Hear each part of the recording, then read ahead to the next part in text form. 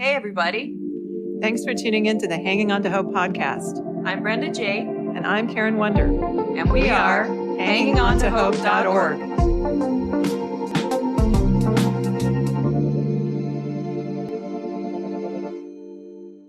This podcast is intended as educational and is not psychological or medical advice. Always consult a professional when needed, and we disclaim any liability in connection with the instruction, information, or advice given. Hi, everyone. Welcome to the Hanging On to Hope podcast. This is Brenda J. Today, we're welcoming back a guest whose work is making a powerful impact in Christian communities across the country. Andrew J. Bauman is a licensed mental health counselor and the founder of the Christian Counseling Center for Sexual Health and Trauma. He's the author of Safe Church, How to Guard Against Sexism and Abuse in Christian Communities. And we're honored to have him with us again. Welcome back to the show, Andrew. Hey, thanks for having me. Yeah, we appreciate you coming back again. Yeah, glad to be here. Yeah, so we've had you on the podcast for several of your books. So for any of our listeners who want to go back and listen, episode 8 was the first time we had you on, very early on, The Sexually Healthy Man. Episode 77 was How Not to Be an Ass. Episode 78 and 79, Stumbling Toward Wholeness, Part 1 and Part 2. So if you want to go back and listen to those. And for those unfamiliar with your work, can you briefly introduce yourself and what inspired you to write Safe Church? Yeah, I'm Dr. Andrew Bauman and been doing this work a while now. It's almost 15 years and basically kind of focus on helping men with unwanted sexual behavior, trauma, and that intersects a lot with abuse. So we got a group of 10 men coming in tomorrow. So getting prepared for that group coming in tomorrow. And I'm the front lines of men's work, helping them become good and safe men and addressing patriarchy, their own misogyny, and their own trauma. Obviously, we work with women as well, recovering from betrayal trauma and narcissistic, immature men, which seem to be aplenty. I've got job security. Oh, I needed that laugh this morning. And so as far as Safe Church is concerned, so kind of the why, there's a few different doors of kind of the why. Number one, my story. My father was a pastor, also a secret sex addict and an emotionally abusive man. So my life blew up when I was about 8 years old. My mom became numb to survive. Tried to, she just wanted to be a good Christian wife and a good Christian mom. And my father just kind of blew my whole world up and her world up. So I kind of became an orphan. And so in that was a big part of my story as I watched it with my mom. I was on the front lines of my mom being kind of ostracized for being a single mom in the church. We were there 3 times a week my whole life. And yet my father lived a very different type of life. And then the second part is I was a pastor as well before I became a therapist. And I was also secretly addicted to porn for about 13 years. And so that really informed my theology because it mixed with misogyny. It mixed with a negative view of women. And so this type of church that I was a part of, it was all my buddies. It was a bunch of, white guys in leadership, and we had to do God's work, and women served us sandwiches. And it was, great, quote unquote. And yet realizing as I kind of reconstructed my faith over the last 20 something years, realizing, wow, like I missed out on so much of who God was and the image of God because of my patriarchal beliefs and my misinterpretation of scripture and silencing half the church and half the image of God. And so that kind of set me on this trajectory of doing this work. And then my final kind of doorway into this work was in 2018. I read a study called The Elephant in the Valley. And it was a study about the tech industry and the sexism, because it's a male-dominated space, and the sexism women were experiencing. And so that got me thinking, well, what is a space that I know a lot about, the church, and 87% are run by men. I wonder what the sexism is like in the church. And so that began that journey of that study. And so over 5 years, I worked on this project, over 2,800 women who worked in the church and their experience of sexism and abuse. So now we've got hard data. And it's heartbreaking. Yeah, and I did see that in your book. I saw those studies. That was heartbreaking. Yeah. And so for me as a dude, it's like, yeah, surprising. But for many women, they're like, no, duh, you know, like, Yeah. we've been living it forever. And so I wanted to not somehow theologically mansplain, you know, this. I wanted to say, hey, as an investigative journalist, maybe like my posture, could I learn as a man with power in the church space? Could I use my platform to help elevate women's voices and elevate their stories? And actually, could we begin to change the tide to make the church a safer place? So that's kind of the how and kind of the origin of the why. Wow. Maybe if we started out every morning with him giving us a little pep talk, our days would be really, really good.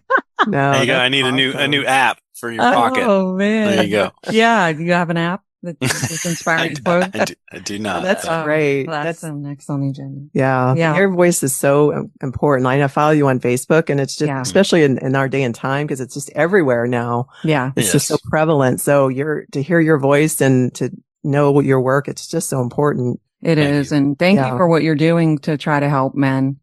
It's just so important. It is. It is so important. And for Thank women you. too, to see a man standing in that position, standing up for women, Yeah. with the voice you have is so critical. Yeah. Thank you. You also open the book with a personal story about your wife, Christy.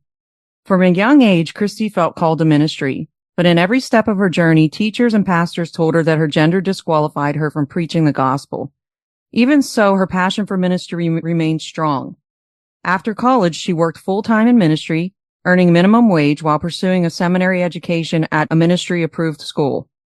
That's where she encountered what you describe as the good old boys club. Male professors regularly made sexual innuendos in class, and then during a one-on-one supervision session, one of them showed her a video with disturbing sexual undertones. When Christy reported the behavior to the only female professor on staff, that woman was fired the next day.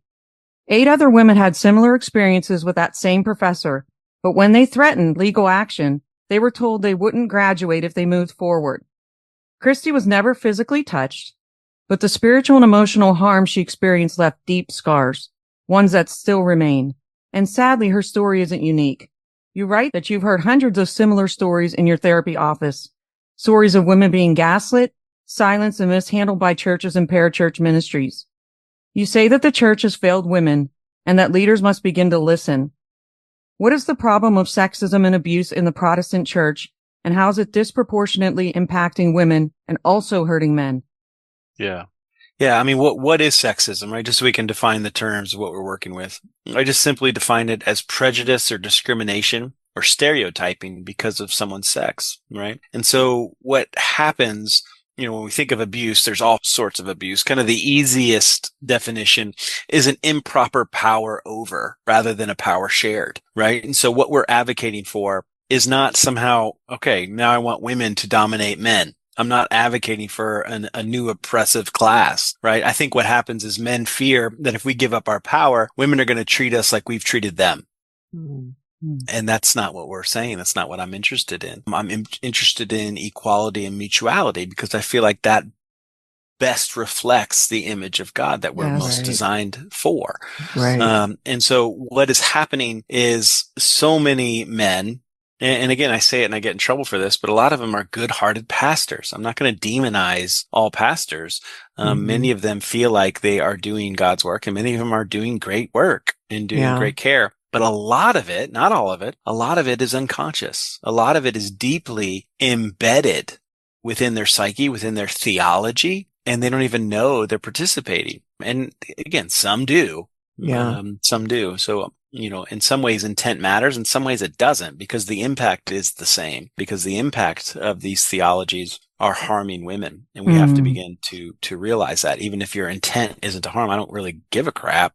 It's the impact of this misogyny intertwined with your theology that's harming women in so many numbers. And so I call men to pastors, leaders to let's be aware of our unconscious. Let's be aware of what's going on. If Barna's study in 2014 said that 50% of pastors had some type of relationship with porn, well, that's a big deal because that's going to impact how they relate to women. Yeah. Because their shame, they're going to project onto women They're going to talk a lot about modesty. They're going to make it a woman's fault about what she wears. They're going to leave the door open. And that's not because of women. That's because of their own unaddressed shame. That's because of their own hidden addiction, because they have not wrestled with what it means to honor beauty rather than devour it. Yeah. And so that's a man's work. And so some of the stats, 82% of women, this is almost 3,000 women. So that's a large percent said they believe sexism plays a role in their church. Wow. Right? That's huge. Yes, it is. It's not just a minor. That's huge. 62% said they wouldn't be surprised if they heard a sexist joke. Right? I mean, I remember growing up, women in the kitchen, women drivers, right? Ha ha ha. Right? It was the norm. And yet some research from Dr. Thomas Ford said he studied in 2008, sexist jokes were a prejudice releasing function that increased the tolerance of discrimination. So he found that sexist humor acts as a releaser for antagonistic attitudes towards women. So if your pastor is telling these jokes, it's actually revealing of what is inside of them. Yeah. Wow. It's actually a prejudice releasing function. And so it releases that tension of the sexism, what they have inside. Right. And so these women that I talked to, the jokes were just, so-called jokes were just so prevalent and so disgusting. I remember one woman, we changed all their names to keep their privacy, but Hannah shared she was on staff as a worship leader, and she walked up to all male members of the church joking, right? I say that in whatever air quotes. They could increase church attendance by requiring the women to wear white t-shirts while they baptized them. I read that. Oh my goodness. Yeah. Ha ha ha ha. How do you think Hannah feels about her own body? Right? How do you think she feels being the butt of their joke, objectified, right? Mm-hmm. And then they just dismiss it. Oh, it's just a joke, right? I remember one woman saying, as she went and complained, well, you need to get used to it, right? You need to loosen up, right? Yeah. Wow. Don't be such a prude. And so all these things, I don't know if I'm getting ahead of you with doing all these statistics, but 35% said they've ever been a victim of sexual harassment or sexual misconduct, or they said it was complicated, they answered in the survey. So 35%. I mean, that's just wild. In church. Wow. In church, almost 78%. So 77.9% of women felt their opportunity in ministry was limited due to their gender. And we have stories for all these statistics as well. So that's a brief. Yeah, that's good. And you can keep adding stats, and I love statistics. Yeah. So yeah, it's amazing. It just shows you at the heart of the problem. So I want to read something you include in the introduction that speaks directly to this. You quote Tony Porter from his TED Talk, where he says, collectively, we as men are taught to have less value in women, to view them as property and the objects of men. You see, we have to come to understand that less value, property, and the objectification is the foundation, and the violence can't happen without it. So we're very much part of the solution as well as the problem. And then you go on to write in your book, men, looking deeply into yourself and your own sexist, abusive behaviors, toxic belief systems will be incredibly challenging and somewhat daunting.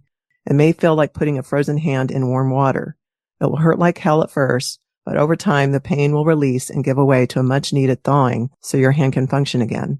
It will be tempting to hear some of these stories and excuse yourself, but you don't have to be an overt sexist to be part of the problem.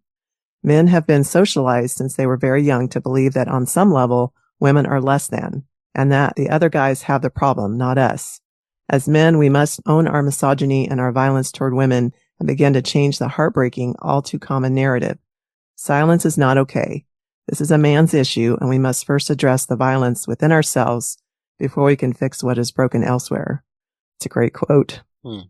I like that. True. Thank you. Thank you for myself for writing it. That was good. Yeah, these are all good. That's why I was blown away when I was writing this. That's why we have to quote directly from your book. Yes. There you go. Yeah. Another great quote from chapter 1. Imagine if every church became a place where everyone is safe, but no one is comfortable. Imagine if every church became a place where we told one another the truth. We might just create sanctuary. I would love that personally. Rachel Held Evans, Searching for Sunday. Yes. I loved her So too. good. And here's another quote. I raise my voice not so that I can shout, but so that those without a voice can be heard. We cannot all succeed when half of us are held back. And that's from Malala Yousafzai. I don't know how to say it either, but it's a great quote. Speech from the United Nations. Why is it important to listen to women and learn from their experience in the church? Yes, so much of our experience is through our gender, is through how we live, right? The window of our experience and I have a different experience being a white man in this country, in this society than you all do, right? It's like we need to learn from each other. We need each other. Mm-hmm. We all bear the image of God. Yeah. Right. And so it's like, what does it mean for me to have humility to say, oh, my experience doesn't mean that's the universal truth for everyone else. Well, I haven't experienced overt sexism, so it must not be.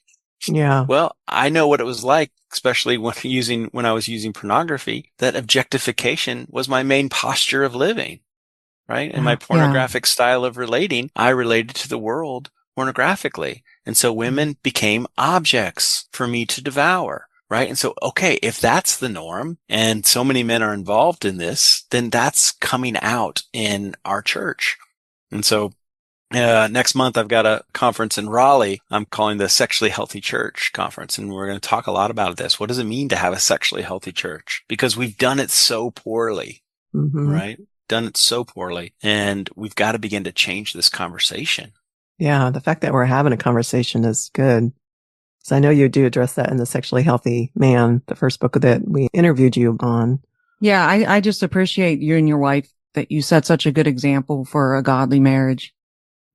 Yeah, I really do. And there's some couples that do that, and we need to show them more. They need to be more shown on platforms so that I don't think people know what an example is. If you don't know what healthy is, how are you going to do it? But thank you for your example.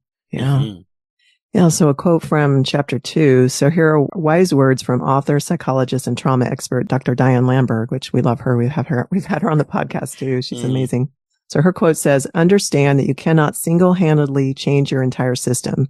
You're not called to do so. Yet we are to speak the truth about our systems. When systems change, it is often little by little and usually at a great cost. When you feel overwhelmed, remember this. People are sacred, created in the image of God. Systems are not. They are only worth the people in them and the people they serve. And people are to be treated, whether one or many, the way Jesus Christ treated them. Did you want to give a brief overview of the historical experience of women in the church? So, I mean, I just love that quote so much because people get mad, right? It's like, oh, you're speaking out against the church. It's like you only speak out against something if you love it, right? If you care for it, right? Good. And so it's like, yeah, if I was ambivalent about it and not like, okay, then that would be a form of hatred. But we're speaking truth to it because we love it and we want to see it thrive. Right.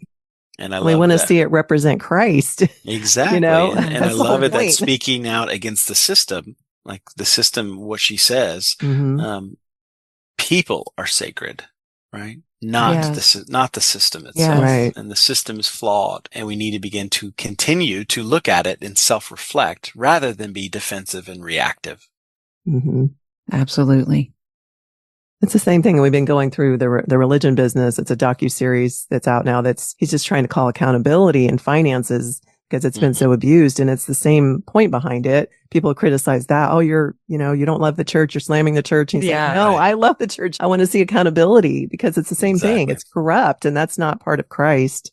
Exactly. Yeah. I've been getting a lot of backlash with that too. And that's why I love the comment you just made. It's because we love the church. Right. And then they do a live the other day trying to, explain how homelessness could be ended in there's 400,000 churches. And if each church took 2 homeless people in, then homelessness would be gone. Yeah. If money was just, I'm like, well, I'm for that. I don't know what everyone else is for, but I'm for that. So, but anyway, the question was about the history of women. Is there any quick point you want to get across to? History of women. Yeah. I mean, what I like to say, and I do it in the book, is go back to Jesus and his relationship with women, because women historically, since the early church, women have been revolutionaries, and the church is built on so many backs of so many women. And yet what we have to understand is the patriarchal culture of the Greek and Roman culture at the time, what this early church was kind of going into and what our church is built on. right? When you look at Saint Augustine, when you look at these figures on some of their horrific claims, right?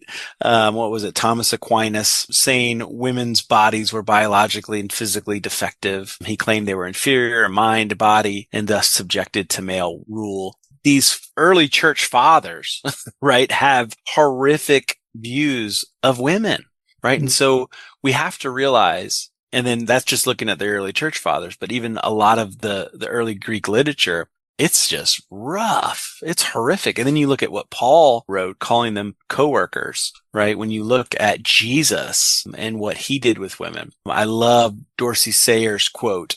Let me just say this quickly. Perhaps it's no wonder that the women were first at the cradle and last at the cross. Mm-hmm. They had never known a man like this. There had never been another, a prophet, a teacher who never nagged them, never flattered them, coaxed them, or patronized, who never made jokes about them, never treated them as either the woman God help us or the ladies God bless them, who rebuked them, praised without condescension, who took their questions and arguments seriously, who never mapped out their sphere for them, never urged them to be feminine or jeered them for being female, who had no axe to grind or uneasy male dignity to defend. Ooh, I love that. That is. Who took them as he found them and was completely unself-conscious. Like Jesus and the stories of Jesus, and I highlight 4 of them in the book. That's what keeps me being a Christian. That's, after all these horrific stories that I heard, when I go back to Jesus and I see how he engaged women and I see what he did, the woman at the well, the woman in Luke 7 in the alabaster jar, the Canaanite woman, Mary Magdalene, like he's entrusting the essence of the gospel, the most important part of the gospel, the resurrection, telling a woman to go preach, tell the world, right? Tell the world about what you've just seen, right? And he reveals his ministry first to the woman at the well, right? This woman who was deemed unclean, an outcast of the outcasts by both her people, the Jews and the Samaritans, and she's the one that starts his ministry. It's like, come on, this is wild. Because Jesus must be the guide of our church, right? And so if Jesus wouldn't feel welcome in our churches, I think we got a problem. If Jesus both starts his ministry and in many ways ends his ministry with women, and women aren't even anywhere to be found, it's time to reconsider. And it's time to look deeply at how we have misinterpreted these problematic biblical texts. And out of these problematic biblical texts, we've created theologies that have little to nothing to do with God. Yeah, absolutely. And in our church, we're reading through Isaiah, and I thought it was interesting in Isaiah that he quotes his wife as being a prophetess. And my pastor was saying, there's debate about but he said, no, I think that she was a prophet as well, that they together would have this and they would discuss it. And, I thought that was so interesting that even in the Old Testament, because you see it a lot in the New, but it's there in the Old Testament as well. Yeah, your book made me think a lot because I know Jesus was a man and he was able to have control and set a great example for men. So that I just don't know what the excuse would be, Right. It made me really think because I saw the examples of the women you showed and then it made me think about all of that. So that was the next question you already answered about the 4 women. So Karen, you can go ahead. Okay. You say, if scripture has been used for something so blatantly evil as enslaving an entire people group, then we should not be surprised that it has also been twisted to justify subjugating and harming women. As we've seen, individual passages have been widely misunderstood and misused, and this in turn has led to problematic theology. And then what are some problematic biblical passages that have been used as weapons against the vulnerable and problematic theologies and teachings? Yeah. So two of the ones that I really dive into are some of the classic kind of clobber passages. 1 Corinthians 14:34-35. A woman should be silent in churches, or they're not permitted to speak, but submit themselves. As the law also says, if they were to learn, let them go to their husband's home. It is disgraceful for a woman to speak in church. And then 1 Timothy 2:11-12, a woman's to learn quietly with full submission. I do not allow a woman to teach or have authority over a man. Instead, she is to remain silent. And so an exercise I do in the book, and I'd like to do it now, what do you both feel as I read those 2 passages? Just out of context, a woman should learn quietly, full submission. Do not allow a woman to teach or have authority over a man. Instead, she is to remain quiet. What do you guys feel as I say that? To be continued. Stay tuned for next week's part 2. You don't want to miss it. Thanks for tuning in to Hanging On to Hope. Check out our website, hangingontohope.org. There are resources on there, and if you would like to donate or volunteer, you can do that through our website. We are a brand new nonprofit, so we appreciate any and all support. And we thank you for listening, and until next time, keep hanging on to hope. We are evidence that there is hope and healing for you, and our passion is to help you find it too. So thanks for tuning in. Thanks for listening, everyone.